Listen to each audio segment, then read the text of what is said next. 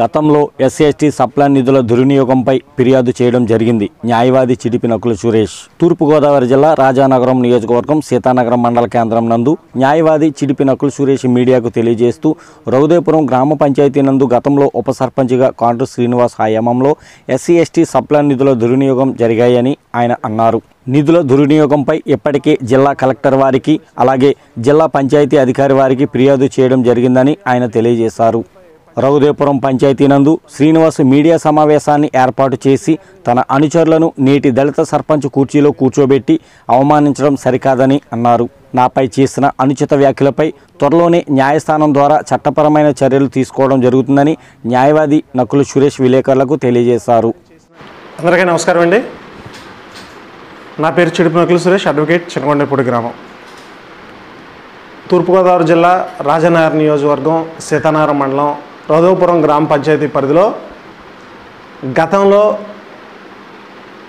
రౌదేపురం గ్రామ పంచాయతీ పరిధిలో ఎస్సీ/ఎస్టీ సబ్ ప్లాన్ల నిధులు దుర్వినియోగం చేశారు శ్రీ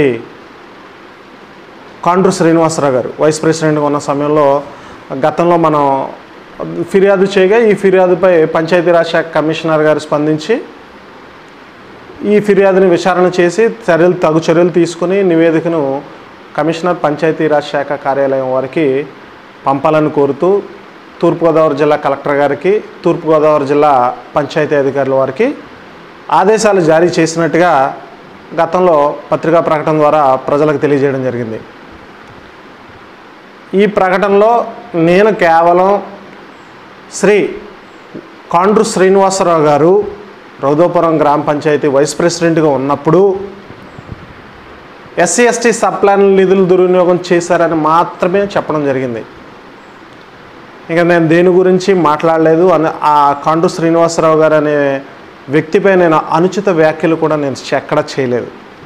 అయితే బూడిద గుమ్మడికాయలు దొంగ ఎవడం అంటే భుజాలు తడుముకున్న అనే విధంగా కాండ్రు శ్రీనివాసరావు గారు నిన్నటి రోజున పంచాయతీ కార్యాలయంలో ఆయన అనుచరులతో పాటుగా పంచాయతీ కార్యాలయంలో ప్రెస్ మీట్ పెట్టి గ్రామ పంచాయతీ సర్పంచ్ గారి కుర్చీలో తన అనుచరులను కూర్చోబెట్టి దళిత మహిళా సర్పంచ్ని అవమానపరిచే విధంగా నడుచుకుని ఒక ప్రెస్ మీట్ పెట్టి నిధుల దుర్వినియోగంపై కొన్ని స్టేట్మెంట్లు ఇవ్వడం జరిగింది. దాన్ని మేము పూర్తిగా స్వాగతిస్తున్నానండి. కాండ్రు శ్రీనివాసరావు గారు వయసులో పెద్దవారు, మీరంటే నాకు చాలా గౌరవం, అందుకని మీరంటే నేను చాలా గౌరవంగా మాట్లాడుతున్నారు. అయితే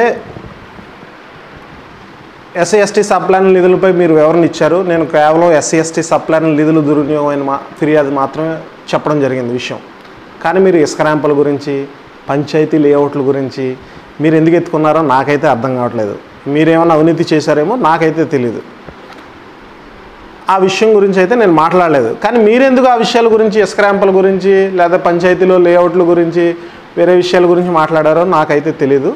అది విచారణ జరిగిన తర్వాత మీరు నిధులు దుర్వినియోగం జరిగింది అనే విషయం విచారణ జరిగిన తర్వాత వాస్తవమా అవాస్తవమా అని తేల్చేది ఆ బాధ్యత జిల్లా కలెక్టర్ గారికి లేదా జిల్లా పంచాయతీ అధికారులకి నిగ్గుదేల్చమని, ఈ విషయంపై నిగ్గుదేల్చమని ఆదేశాలు జారీ చేశారు. కాబట్టి నిధుల దుర్వినియోగం అనేది వాస్తవం అవాస్తవం అనేది ఉన్నతాధికారులు ఎవరైతే జిల్లా కలెక్టర్ గారు ఉన్నారో, పంచాయతీ శాఖ అధికారి, జిల్లా పంచాయతీ అధికారి ఉన్నారో వారు తేలుస్తారు.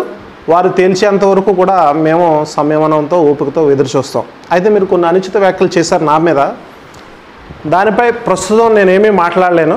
కానీ నీ మీద క్షమించాలి, కాండ్రు శ్రీనివాసరావు గారు వయసులో పెద్దవారు కాబట్టి నీ మీద అని అనకూడదు. కాండ్రు శ్రీనివాసరావు గారి మీద చట్టపరమైన చర్యలు అయితే ఖచ్చితంగా ఉంటాయి.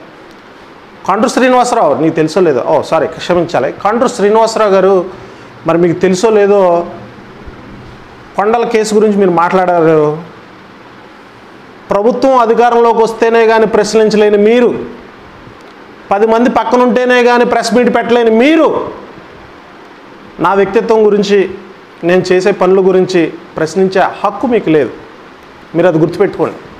మీ పార్టీ అధికారంలోకి వస్తేనే కానీ మీరు ఇప్పటివరకు ప్రశ్నించలేదు. 10 మంది పక్కన ఉంటేనే కానీ మీరు ప్రెస్ మీట్ పెట్టలేరు. అది ఆ విషయం మీరు గుర్తుపెట్టుకుని నోరు అదుపులో పెట్టుకుని మాట్లాడండి. గౌరవంగా చెప్తున్నాను. మీ మీద తొందరలో చట్టపరమైన చర్యలు తీసుకోవడం జరుగుతుంది. సిద్ధంగా ఉండండి. నమస్కారం.